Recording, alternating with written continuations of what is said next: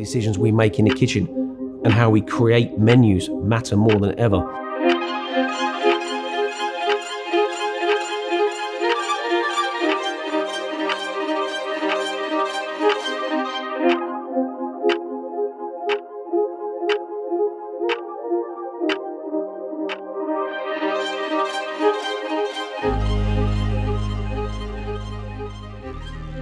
We need to be more mindful, we need to be more understanding of the impact that we make and the decisions we make on a day-to-day basis in our kitchen, not just from an ingredient perspective, but how we use those ingredients. We're looking at the carbon footprint of each dish.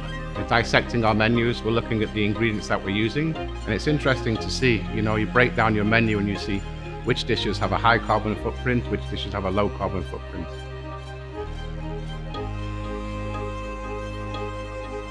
We as chefs, I think we can add a lot of value to this perspective of adding more plant-based food on the menu.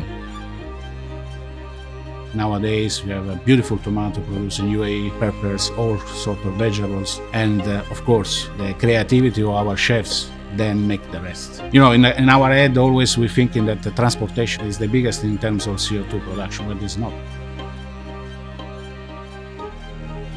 With the help of Klimato, we change a little bit our recipe, and we see that a little changes make a big impact in terms of CO2. For example, change 10 grams of butter for a margarine, and you see the recipe how it changed.